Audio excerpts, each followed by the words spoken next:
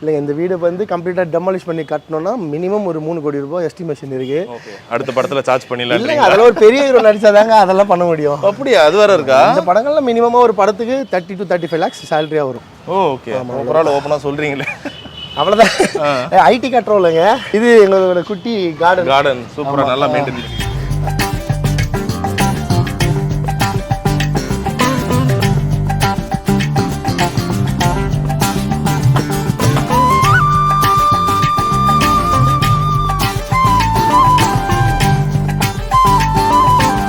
நல்லதுகள் உட்காருங்க. உங்களுக்கு ஒரு டைரக்டரா பார்க்கும்போது நிறைய பெரிய பெரிய டைரக்டர்ஸ் இப்போ தமிழ் சினிமாவில் இருக்காங்க. உங்களுடைய நோக்கம் இல்லை போட்டி யார் கூட இருக்கு? ஏன்னா இப்போ வெளியில் எப்படி சொல்லுவாங்கன்னா மோகன்ஜி அவர்கள்லாம் யாராச்சும் சொல்லுவாங்க இந்த மாதிரி ஒரு படத்தை எடுங்க, எங்களுக்காக ஒரு படம் எடுங்க, அதுக்காக தானே படம் எடுக்கிறாரு. ஸோ உங்களோட ஓட்டம் எதை நோக்கி இருக்கு? இல்லை சார், நான் அந்த மாதிரிலாம் நினச்சி வரல சார். என்ன வந்தோன்னா ஒரு நம்ம இங்கே பிறந்தோம் வட சென்னையில் நிறைய கதைகள் இருக்குது சார். சுற்றி கதை தான். நான் நிறைய ஆசை இருக்குது இங்கேருந்து சொல்கிறதுக்கு. அதெல்லாம் சொல்லவே முடியல சினிமாவில். என்ன சொல்ல ஏதாச்சும் ஒரு 2 விஷயம் சொல்ல முடியுமா? இது சொல்லணும்னு ஆசைப்படுறேன். என்னோட லைஃப் ஸ்டைல் இருக்குல்ல, திரௌபதி வந்து நம்மளை கம்ப்ளீட்டாக மாற்றி நீங்கள் கேட்குற மாதிரி இவங்களுக்கு எதிராக படம் பண்ணணும், இப்படி தான் சினிமாவில் போகணுன்னுலாம் வரல. எப்போவுமே சினிமா வந்து ஒன்று அமைக்கும், இவங்க போட்டி அப்படி சொல்லி.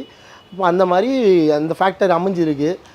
அதை நான் இல்லைன்னு சொன்னாலும் நீங்கள் விட போகிறது இல்லை. நீங்கள் இருக்குன்றீங்களா? இல்லைன்னு சொல்கிறீங்களா நீங்கள்? இல்லை சார், கண்டிப்பாக இல்லை.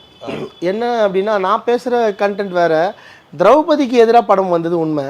அதை உடைக்கிறதுக்கோ அது தப்புன்னு சொல்கிறதுக்கோ நான் யாருக்கு எதிராகவும் படம் எடுத்து இதை பாரு நீ எடுத்ததுக்கு இதுக்கு பதில் அப்படின்னு நான் படம் எடுக்கவே இல்லை, இது வரைக்கும் பண்ணல. எடுக்கிற படங்கள்லாம் பெண்களுக்கு ஒரு பிரச்சனைகள் வருது, ஸோ அதுக்கான ஒரு பாதுகாப்போ அதுக்கான ஒரு தீர்வு நோக்கி போகிற படம்னு வைங்க, ஒரு அந்த பிளாட் சொல்லுங்கள்.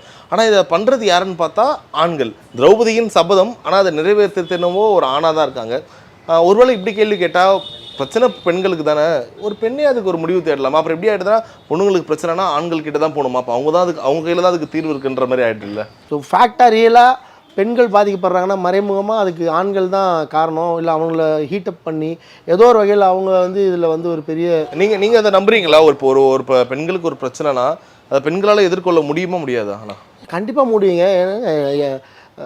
இங்கே நம்ம ஹைகோர்ட்டில் எனக்கு அதிகமாக நான் போய் படம் பண்ணுறதுக்கு முன்னாடி டிஸ்கஸ் பண்ணுறது அவங்க எல்லாமே ஃபீமேல் அட்வொகேட்ஸ் தான்.